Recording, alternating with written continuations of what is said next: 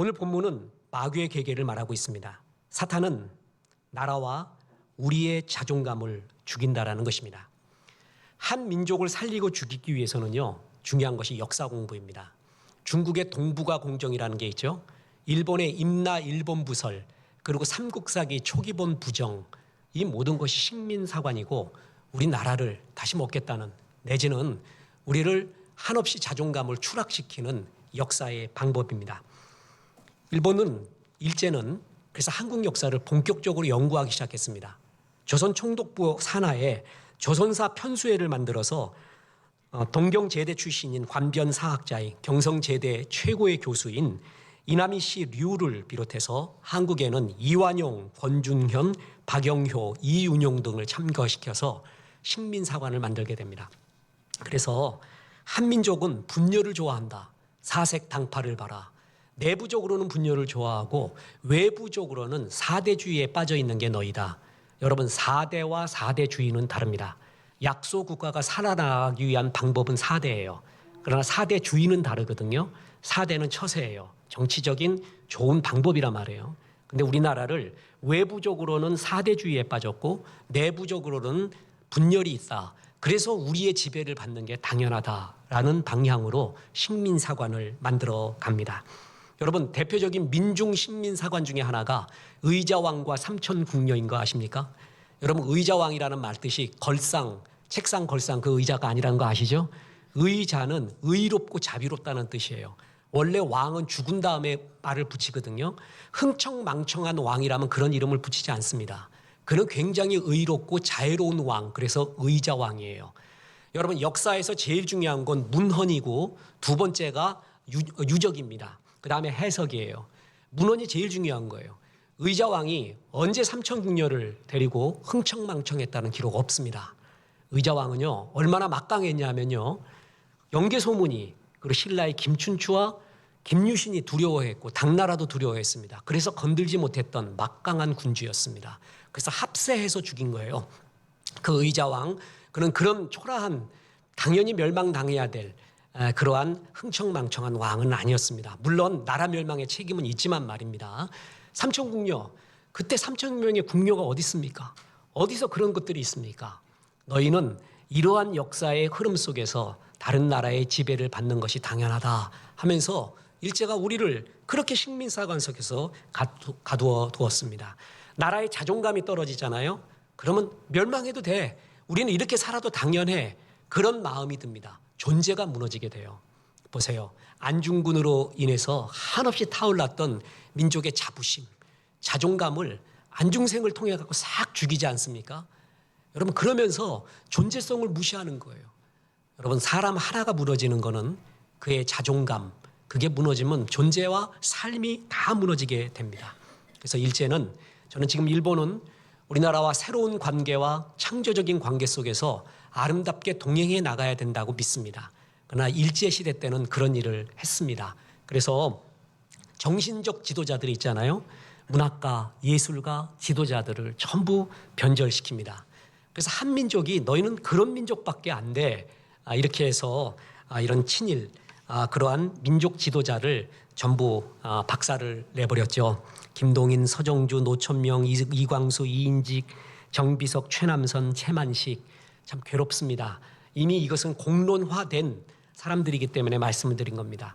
지금 3.1절 100주년을 맞아서요, 우리나라가 기미독립선언서 낭독 운동을 했습니다. 참 좋은 기획이라고 봅니다. 그래서 특별한 부류가 아닌 여러 부류의 사람이 3.1절 전까지 쭉 낭독을 했잖아요.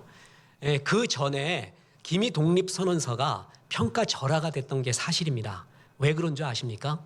그거를 갖다가 기획한 사람이, 초안을 작성하고 뼈대를 만든 사람이 누구예요? 육당 최남선이란 말입니다. 일제는 그 최남선을 변절을 시킵니다. 너희가 아무리 그래봤자 너희의 자존감은 아무것도 아니라고 이렇게 만들었어요. 참 여기서 우리는 정말 괴롭습니다. 얼마나 눈물 나는지 모릅니다. 여러분, 구글 들어가서 아니면 역사 홈페이지에 들어가서 기미독립선언사를 탑골공원에서 누가 낭독했는지 한번 찾아보십시오. 제가 말하지 않겠습니다. 여러분, 참 괴롭습니다. 이렇게 타올랐던 것을, 자존감을 무너뜨리는 것이 일제의 어떤 모습이었어요. 그러면은 우리의 존재감이 무너지는 거예요. 마귀는 이걸 너무나 잘합니다. 이게 성도들에게 쓰는 회책입니다. 오늘 본문은 하나님의 큰 일, 다시 말해서 가나안이라는 주의 비전, 그거를 앞두고 마귀가 얼마나 마지막 술책을 쓰는 거예요. 그냥 하나님이 가나안 들어가려고 그러면 들어가면 되는 거지. 왜 정탐꾼 모르겠다고 야단이에요.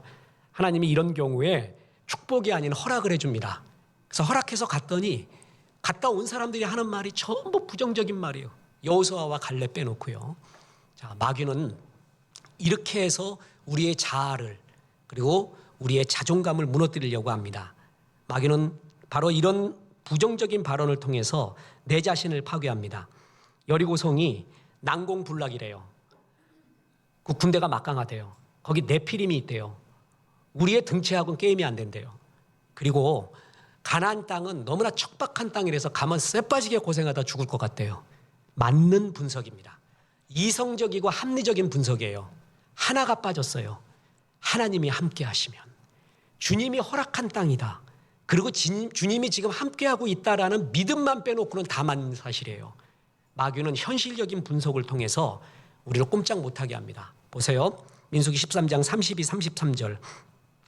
이스라엘 자손 앞에서 그 땅을 그 정탐한 땅을 악평하여 이르되 우리가 두루 다니며 정탐한 땅은 그 거주민을 삼키는 땅이요 거기서 본 모든 백성은 신장이 장대한 자들이며 거기서 네피림의 후손인 아낙 자손들의 거인을 보았나니 우리는 스스로 보기에도 메뚜기 같으니 그들이 보기에도 그와 같았을 것이니라. 이렇게 부정적인 자아 이 속에서요 열등 의식이 들게 합니다. 여러분 죄와 의식이 왜 중요한 줄 아십니까? 죄는 살아있어요. 죄는 우리를 끌고 가는 힘이에요. 파워, 힘이 있단 말이죠. 의식도 마찬가지입니다. 의식이 어떤 의식에 빠지잖아요. 그러면 내 내면 세계와 내 삶을 바꾸어 버리는 어떤 힘, 그게 의식이라는 거예요. 열등 의식과 부정 의식에 빠지잖아요. 그러면 내 삶을 전부 글로 끌고 갑니다. 그래서 의식이라는 말이 무서운 거예요. 부정적인 자존감의 하락 속에서 열등 의식이 들게 만듭니다. 실패하잖아요. 죄를 지었어요. 배신을 느꼈어요. 이런 것 속에서 하나님이 함께 하시고 다시 일어설 수 있다는 주님은 자부심과 새 힘을 주기를 원하는데 마귀는 거기서 내 자존감을 무너뜨려요. 열등의식이 들게 해요. 못하겠다는 생각이 먼저 들게 해요. 그게 의식으로 되잖아요. 그럼 그 의식이 나를 끌고 갑니다. 보세요. 지금 우리는 메뚜기 같다. 그 유명한 메뚜기 콤플렉스에 걸려서 말하잖아요. 그리고 더 웃긴 거는요. 내가 그렇게 생각하고 그들도 나를 그렇게 생각할 거래요. 그 구조를 보세요. 그들이 보기에도 그와 같았을 것이라. 그 사람이 날 그렇게 안 볼 수도 있습니다. 근데 그들도 나를 메뚜기로 본대요. 나도 나가 메뚜기 같고요. 여러분 이러면 끝난 거 아닙니까? 사람 하나를 무너뜨리는데 마귀는 뭘 건드리면 무너지는지 알고 있어요. 그게 나의 존재감이에요. 그리고 자부심, 자존감이에요. 그거 건드리면 다 무너진다라는 것을 압니다. 이 자존감이 낮은 사람은 말이에요. 사이드 브레이크를 올리고 자동차 운전하는 거하고 똑같습니다. 자기의 장점 보지 않아요. 약점만 극대로 확대합니다. 이런 정신적 부정성은 육체의 질병으로도 나타나고 우울증으로 나타납니다. 뿐만 아니라 대인관계에서 상대방을 파괴하기도 합니다. 자존감 낮은 사람의 특징이 뭡니까? 사랑을 못 받습니다. 권위자와 늘 부딪힙니다. 유대인의 성공의 비결 중에 큰 비결이 뭔지 아십니까? 권위와 친해지라는 거예요. 권위자와 친해져요. 그게 유대인의 첫 번째 방법이에요. 나라의 대통령, 어느 시에 가면 시장, 그 권위와 먼저 친해지도록 해요. 그리고 너무 잘 친해져요. 왜 그런 줄 아세요? 훈련받아서 그래요. 무슨 훈련이냐? 최고의 권위인 하나님과 친해 있어요. 그러니 그 나머지는 뭐 우스운 거죠. 근데 자존감이 없는 사람의 특징이 뭔지 아십니까? 권위와 항상 부딪혀요. 항상 뒷골목에서 놀아요. 사랑받는 법을 몰라요. 사랑받는 법. 사랑을 받는 법을 알아야 돼요. 그 다음부터 일어서게 되는데 자존감 약한 사람, 무너진 사람의 특징은 항상 숨어 있습니다. 자기 연민에 빠져 있습니다. 뿐만 아니라 나뿐만이 아니라 상대방까지도 파괴해요. 그 부정적인 말을 하는 메뚜기 발언했던 사람들이요. 민수기 14장 1절부터 보면 이런 말이 나옵니다. 그 얘기를 들었더니 온 회중이 소리를 높여 부르짖으며 백성이 밤새도록 통곡하였더라. 이스라엘 자손이 다 모세와 아론을 원망하며 온 회중이 그들에게 이르되 우리가 애굽 땅에서 죽었거나 이 광야에서 죽었으면 좋았을 것을. 이런 소리가 퍼지기 시작합니다. 누구부터 시작한 거예요? 자존감 낮은 사람의 열등의식과 부정의식 속에서 나온 그 발언이 온 회중을 전부 이렇게 만들어버립니다. 여러분, 자존감은요 크게 세 가지에서 나옵니다. 첫째는 소유, 돈에서 나와요. 두 번째는 신분에서 나와요. 세 번째는 내가 이룬 일에서 나와요. 이 중에 제일 하급이 뭐냐면 돈, 소유에서 나오는 자존감이에요. 이거는 자존감을 이루는 것들 중에 제일 하급이에요. 여기에 너무 목숨 걸지 마세요. 아, 나는 돈이 없습니다. 여러분, 별로 그거 갖고 그렇게 하지 마세요. 마음 두지 마십시오. 나의 신분이 있잖아요. 또 신분의 프라이드를 가지라 그래갖고 우리 집안으로 말할 것 같으면 그걸로 빠지지 마세요. 여러분, 제일 초라한 사람 중에 하나가 우리 집안으로 말할 것 같으면 말하는 사람이에요. 그건 지금 내가 형편없다는 말과 동일합니다. 진짜 내가 자존감 있는 사람은 그런 말 하지도 않아요. 우리 집안은 뭐 누구의 몇 대 손으로서 무슨 뼈다구가 있으면서 뭐 이렇게 얘기하면서 so what? 그래서 어땠다는 거예요. 그 집안이 정말 뼈대 있으면 지금 뭘 하고 있냐고요. 그러면 그건 자부심이 있는 거거든요. 3.1 운동 100주년 맞아서 다큐멘터리가 수없이 나오지 않았습니까? 그걸 보는 게 즐거움이고 참 초라한 독립유공자 가족들이 있습니다. 진짜 독립유공자를 찾아내는 게 나라의 일입니다. 가짜는 추려내고요. 그들을 최고의 예우해 주는 게 나라의 일이라고 봅니다.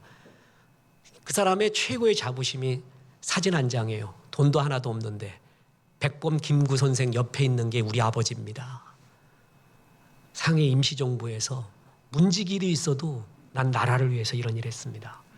신흥무관학교에서 이런 일 했습니다. 그 사진 하나. 그게 그의 프라이드예요. 그건 참 멋진 일 아닙니까? 여러분, 그러나 이것보다 더 큰 프라이드가 있습니다. 나의 신분. 그건 하나님의 자녀고 하나님께 깊고 깊은 사랑을 받는 존재라는 그 자부심. 여러분, 여기서 모든 힘이 나옵니다. 오늘 본문 보세요. 14장 6절, 7절, 8절에 그 땅을 정탐한 자 중 눈의 아들 여호수아와 여분네의 아들 갈렙이 자기들의 옷을 찢고 이스라엘 자손의 온 회중에게 말하여 이르되 우리가 두루 다니며 정탐한 땅은 심히 아름다운 땅이라. 여호와께서 우리를 기뻐하시면 우리를 그 땅으로 인도하여 들이시고 그 땅을 우리에게 주시리라. 이는 과연 젖과 꿀이 흐르는 땅이니라. 여호수아와 갈렙은 현실을 알아요. 이성적으로 합리적으로 알아요. 그러나 거기에 플러스 이게 제일 중요한 거야. 하나님이 약속한 땅이 아니니? 그리고 하나님이 우리와 함께하고 있잖아. 지금 그 얘기입니다. 저 땅 힘든 땅인 거 안다. 그러나 하나님이 약속한 땅이고 그 하나님이 지금 우리와 함께하고 있잖아. 왜 그거를 생각에 알파에 집어넣지를 않는가? 하나님의 사랑하는 존재들 아니야. 그 얘기하고 있어요. 우리를 계획이 있어서 출애굽시키고 지금 이 자리에 불러주시고 예배의 자리로 불러주신 이유가 뭐야? 날 죽이려고 한 게 아니잖아. 계획이 있고 비전이 있어서 이 자리에 불러줬잖아. 왜 그거를 못 보니? 그 얘기하는 거예요. 여러분, 출애굽한 이스라엘 백성이 노예 400년 합니다. 40년도 지나면 노예의식에 가득해요. 400년 지나잖아요. 그러면 그냥 노예 그 자체입니다. 하나님이 이들의 프라이드를 심어주기 위해서 주신 책, 창세기예요. 창세기. 애굽에서 얼마나 선진 문물을 봤을까요? 그때 자기 자신과 비교해 볼 때 우리가 믿는 야훼 하나님은 이 애굽의 신보다도 못하는가? 그 애굽의 신이 10가지예요. 10가지. 그 10가지의 신을 다 부신 게 애굽에 내린 10가지 재앙의 의미예요. 그리고 하나님이 태초에 하나님이 천지를 창조하시니라 창세기를 주면서 너희는 그런 겨우 애굽의 10가지 신, 그 풍요의 신과 비교할 수 없는 만군의 여호와야. 그걸 심어준 게 창세기예요. 이스라엘 백성에게 창세기 주셨죠? 요셉의 뼈를 줍니다. 애굽 땅에서 묵고 싶었던, 애굽화시키고 싶었던 요셉이 끝내 자기의 죽음을 갖고도 말하잖아요. 여러분, 그래서 그리스도인은요 죽음으로도 말하는 거예요. 여러분, 너무 오래 살라고 하지 마시고 99세까지 사세요. 그렇게 갖고 행복하게 사시고 죽을 때도 메시지를 전하는 거예요. 얼마나 멋진지 모릅니다. 요셉의 뼈를 들고 가고 창세기를 들고 성경을 들면서 하나님이 그들에게 제일 먼저 심어준 게 프라이드란 말이에요. 자부심, 자존감이란 말이죠. 그거 보고 와갖고 메뚜기 컴플렉스에 걸려 다 부셔버리는 거예요. 마귀가 춤을 추는 거예요. 그래, 너 요거 하나 건드리면 박살나지. 그거 건드렸더니 완전히 자존감이 무너지고 있습니다. 시편 16편 3절 보세요. 땅에 있는 성도들은 존귀한 자니 나의 모든 즐거움이 그들에게 있도다. 여러분, 존귀라는 말을요, 하나님께 쓰는 말이거든요. 근데 사람한테 쓴 경우가 몇 가지 있습니다. 그 중에 하나예요. 뭐냐면 하나님이 성도를 주님과 같이 존귀하게 여긴대요. 또 너무 좋아하는 구절이 성도의 죽는 것을 존귀히 여긴대요. 그 말이 얼마나 좋은지 몰라요. 개죽음이 아니라는 거예요. 우리 하나님이라 하면서 왔던 그 성도를 주님이 존귀한 왕을 받아들이듯이 받아들였던데요. 우리는 그렇게 존귀한 존재예요. 여러분, 이 하나님의 사랑, 천지를 지으신 하나님, 그 하나님이 계획과 뜻과 선한 비전이 있어서 나를 이 땅에 보내진 존재란 말이에요. 깊은 사랑을 받은 존재란 말이에요. 이게 프라이드가 있어야 이 자부심 속에서 나오는 힘, 사랑의 확신, 그게 내 삶의 모든 것의 근거가 됩니다. 사람은 디모데 스타일과 바울 스타일의 그리스도인이 있어요. 디모데 스타일은 어려서부터 주일학교 다니고 그러면서부터 주의 사람으로 사는 사람이고요.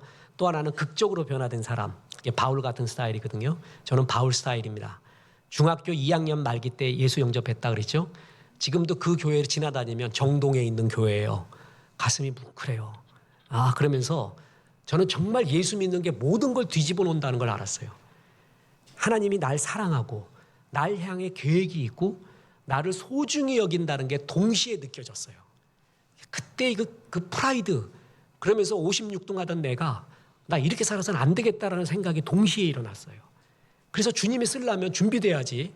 그러면서 그것이 나를 막 불태우기 시작을 합니다. 내가 이렇게 존귀한 존재인데 이렇게 막 살면 안 된다.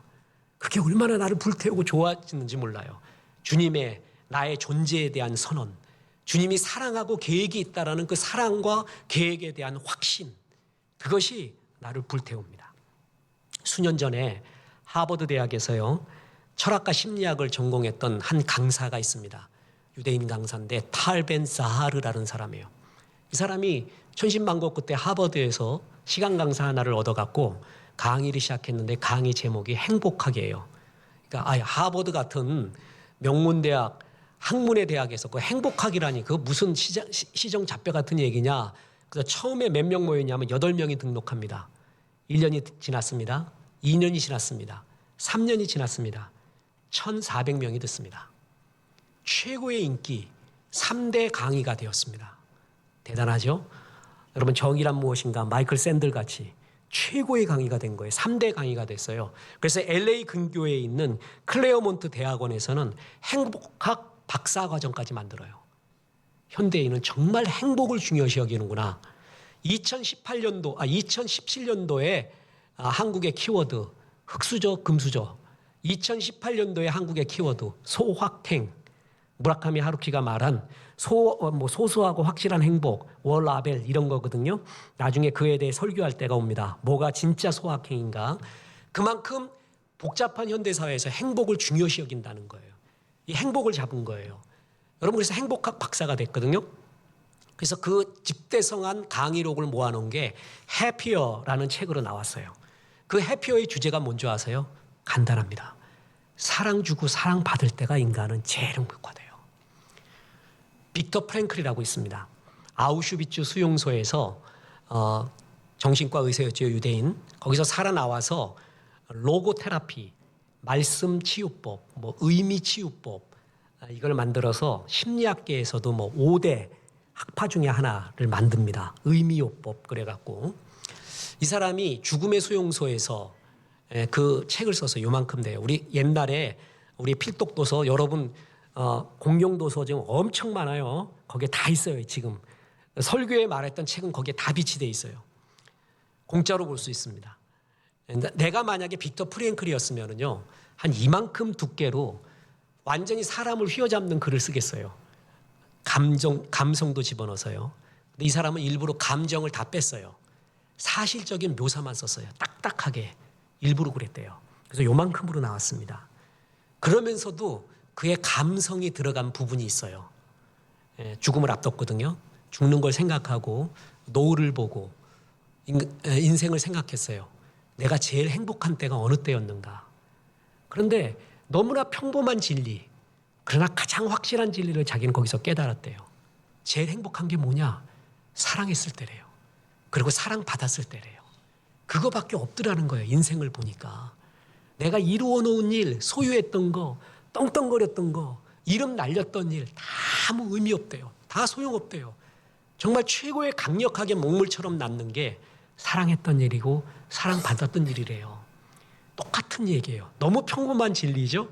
그래서 우리가 무시해버렸던 인생의 빌딩은 기초가 얼만큼 파느냐를 보면 매칭 올라가는 줄 알아요. 사람이 정말 올라갈 수 있고 인생의 기초가 든든했을 때 올라가거든요. 그 기초가 뭐냐면 사랑의 확신이에요. 주님이 날 사랑하고 날 위한 선한 계획이 있다는 확신, 진짜 그에 대한 확신, 이게 나의 모든 걸 살립니다. 그렇습니다. 내 신분이요? 여러분, 내 신분이 유명한 집안 아니래도 기죽지 마세요. 전혀 기죽지 마세요. 그냥 막 그런 거 자랑하는 사람 나타나면 그래 잘났습니다 그래요. 그냥 잘났습니다. 나는 하나님의 거룩한 백성, 존귀한 백성이고 예수가 날 위해 죽고 날 위해 선한 계획이 있다는 그 신분에 대한 확신. 여러분 거기서부터 자존감과 은혜가 나와요. 뿐만 아닙니다. 거기서 그치지 않고 아까 자존감을 이루는 3대 요소라고 말했죠. 소유, 신분, 내가 한 일이에요. 하나님은 내 신분을 얘기해 주고 난 다음에요. 내게 꼭 필요한 일, 내가 할 수 있는 일, 좋아하는 일, 기쁜 일을 통해서 주님의 일을 나에게 줘요.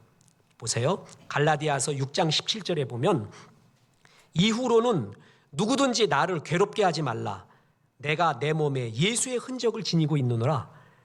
바울이 자기가 예수의 흔적이 있대요. 이거를 스티그마타, 뭐 돼지나 소에 낙관 찍잖아요. 예수 때문에 자기 삶에 젊음의 흔적이 있대요. 내 돈에 예수의 흔적이 있대요. 내 열정에 예수의 흔적이 있고 내 마음에 예수의 흔적이 있대요. 이 흔적이라는 말 스토리로 바꿀 수 있습니다. 진짜 자부심 있는 사람이 뭔지 아세요? 예수의 흔적이 있는 사람이에요. 이게 정말 자부심이에요.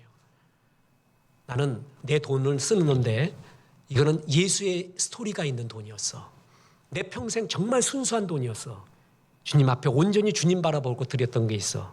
내 열정 여러 가지가 있는데 드라마 보고도 고스톱 치다가도 영화 보고 3일 동안도 고스톱은 쳐봤지만 그 열정이 있었지만 주님 위해서 3일, 30일 정말 금식하고 주님 나라 위에 울었던 나의 열정. 그게 스티그마타예요. 나의 스토리란 말이죠. 이런 게 있냐 말이에요. 이게 있냐고요. 이게 진짜 자부심, 하나님 나라에서 최고로 여기고 있는 하나님의 스토리. 이게 있는 사람이 자존감이 높습니다. 하나님은요. 빌립보서 2장 13절에 너희 안에서 행하시는 이는 하나님이시니 자기의 기쁘신 뜻을 위하여 너희에게 소원을 두고 행하게 하시나니. 하나님의 특징은 엘피다 조사, 예수 믿고 난 다음에 산 소망을 줘요. 세상 소망과는 다른 산 소망, 그게 소원을 두고 행한다는 거예요. 예배 때, 성경 공부 때요. 하나님이 나에게 이 일을 하라는구나 하는 하나님의 일에 대한 소원을 주세요. 100%예요. 예수 믿는 사람에게 준 약속이란 말이에요. 그러니까 그걸 잡는 거예요. 그래서 그 일을 정말 성실하고 신실하게 이루어 왔어요. 여러분 그건 자존감입니다. 그래, 나는 돈도 없다, 뭐도 없다. 그러나 하나님의 사랑을 받는 존재고 주님이 하라고 하신 이 일을 신실하게 해온 그게 바로 나의 자존감이요 하나님이 제일 기뻐하는 하나님의 일이라는 거예요. 저는 여러 일이 있는데요. 물과 같은 교회를 포도주와 같은 데 쓰임받는, 포도주와 같은 교회를 만드는 데 쓰임받는 물도운 하인, 전 그게 얼마나 하늘나라에 가서 자부심 있는지 모릅니다. 우리 교회 아직도 물로서 포도주가 되어가는 과정에 있어요. 완성된 게 아니에요. 그 과정에 물도운 하인이 정말 필요합니다. 자꾸 하나님이 아이디어도 주고 열정도 주고 마음도 줘요.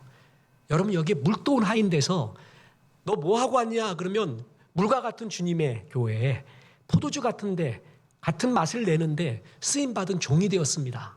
나는 이 역할을 감당했습니다. 세상에 할 일 많거든요. 교회 통해서 하세요.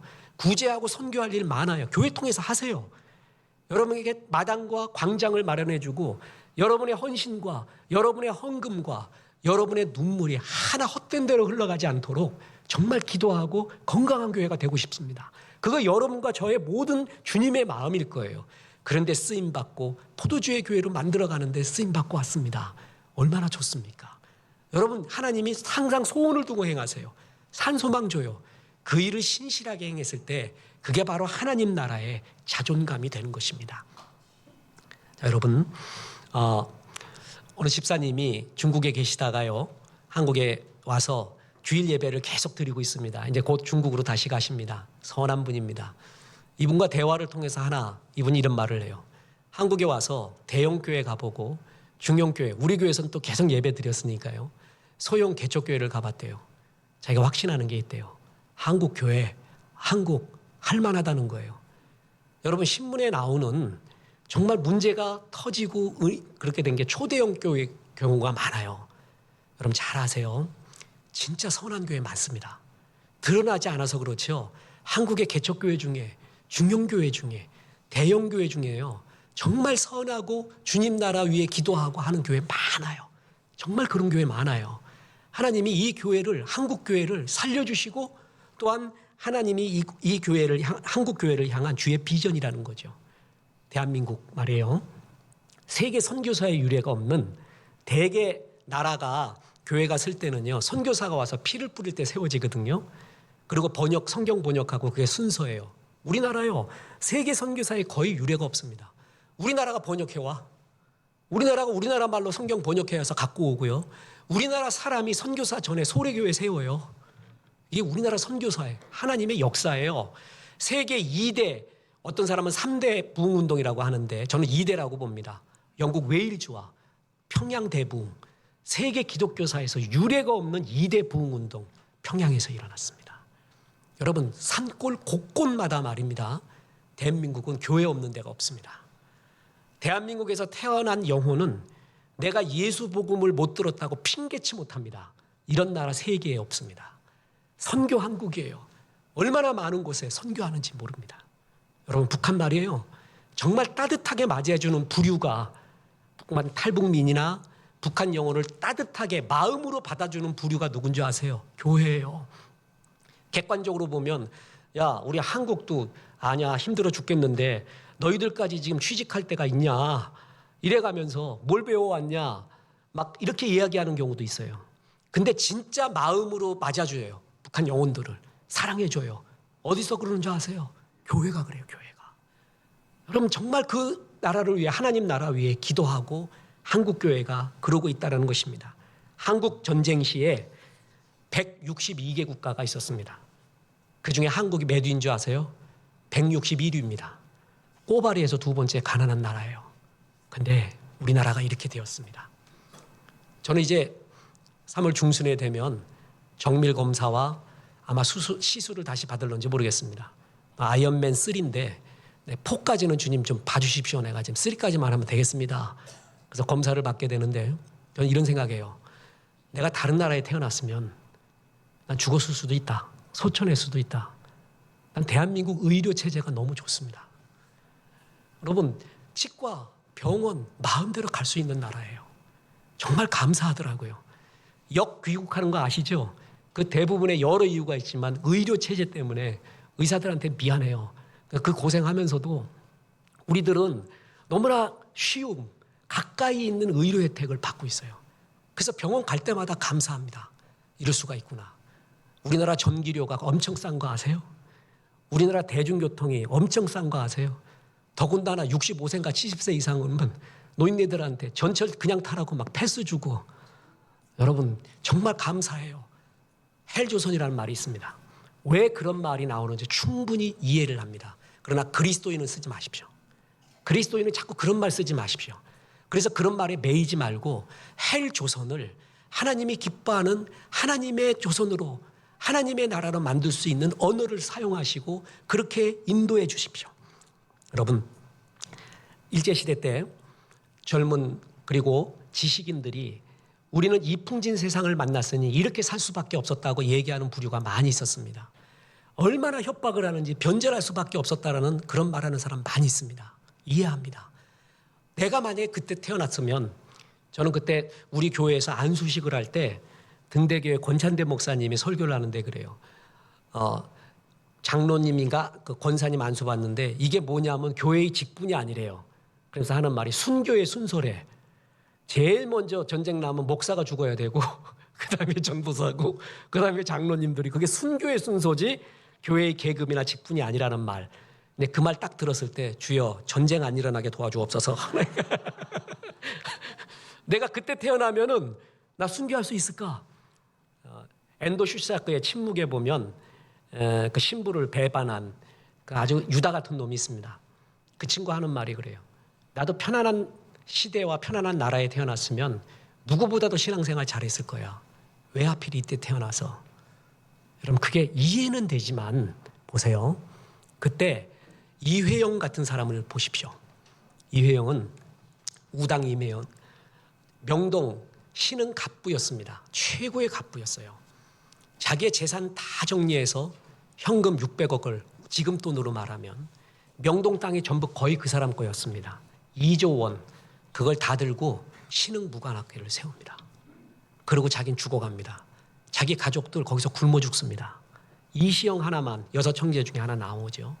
그 신흥 무관학교가 10년 동안에 폐교하기 전까지 3,000명의 항일 투사를 만듭니다. 그래서 그 유명한 김좌진 장군, 이청전, 이범석 장군이 거기 출신들입니다. 여러분 영화 암살이라고 아세요? 거기도 유명한 말 하잖아요. 나 신흥 무관학교 출신이야. 거기 그 특공대라는 거예요. 그 프라이드. 그런 지식인도 있었습니다. 간송 전영필 같이 자기의 모든 재산을 털어서 일본으로 넘어가는 그러한 문화재를 다 흡수합니다. 그래서 훈민정음 해례본 같은 거를 살려냅니다. 모든 걸 팔아서. 그런 사람도 있었습니다. 다 그런 것이 아닙니다. 그런 사람 앞에 부끄러운 거예요. 창피한 거예요. 뿐만 아니라 여러분 조선 총독부의 군 참모부 보고서에 이런 것이 나옵니다. 조선의 기독교는 조선 통치의 암적인 존재이다. 난 이거 보고 그렇게 좋을 수가 없었습니다. 뭐냐면 신사참배. 1931년 일본이 만주 침략을 시작합니다. 1937년에 중일전쟁이 시작되고 1941년에 미국과 전쟁하면서 태평양 전쟁을 일으켜요. 인원이 필요하고 물자가 필요했어요. 그럼 일본 국민 갖고만 안 돼요. 그래서 당연히 식민지 국민을 데리고 가서 의용군으로 써야 되거든요. 그런데 아세요? 대한민국 그때 우리나라의 젊은 의용군은요. 1944년 45년 해방 1년 전에 겨우 9만 명이 끌려갔습니다. 그 전에 끌고 갈 수가 없었어요. 왜 끌고 갈 수 없었냐 하면은 저 조선의 젊은이들은 전쟁 나가면 우리 뒤통수에다 총 쏠 가능성이 있다. 쟤네들은 한국 국민이 아니다. 이렇게 여겼던 거예요. 왜 그런 줄 아세요? 신사참배의 반대 때문에 그렇습니다. 신사참배를 결사반대를 했어요. 그러고 나니까 신사참배가 뭐예요? 일본 침략 전쟁을 IS처럼 정당화시키면서 전쟁 나가서 죽으면 군신이 돼서 일본 야스쿠니 신사에 안치된다는 거 아니에요. 군신이 된다는 거 아니에요. 그래서 살아있는 신인 천황이 그에게 제사를 지낼 정도가 되니까 너희는 나라 위에 죽은 거에 대해서 뭐라고 얘기하지도 말고 자부심 가져라. 그게 신사참배란 말이에요. 우리나라에 안 먹힌 거예요. 그게. 그거 신사참배 반대 운동을 했던 주기철 목사님과 기독교인이 있었던 거예요. 그러니까 얘네들은 아직 한국 식민이 되게 멀었다는 거예요. 그래서 놔뒀다가 1944년에 겨우 끌고 간 거예요. 아까 안중근 의사의 둘째 아들인 안준생, 그를 양아들로 받아들인 조선 7대 총독인 미나미지로 최악이에요. 내선일체, 황국신민, 그 다음에 창씨개명, 그리고 이런 신사참배에 제일 강요했던 게 7대 미나미지로입니다. 그가 부임했을 때 하나님의 섭리로 주기철 목사님을 평양 산정현교회 담임 목사를 부임하게 합니다. 그리고 결사반대를 합니다. 주기철 목사님 7년 동안의 옥고를 치릅니다. 그것 때문에 민족 혼이 불타요. 신사참배 절대 반대 운동.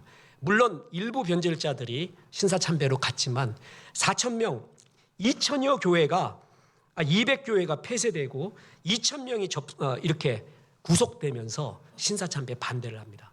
그랬더니 아까 조선총독부 군참모부 보고서에 조선의 기독교는 조선 통치의 암적인 존재다. 그래갖고 얘네들 때문에 안 되겠다.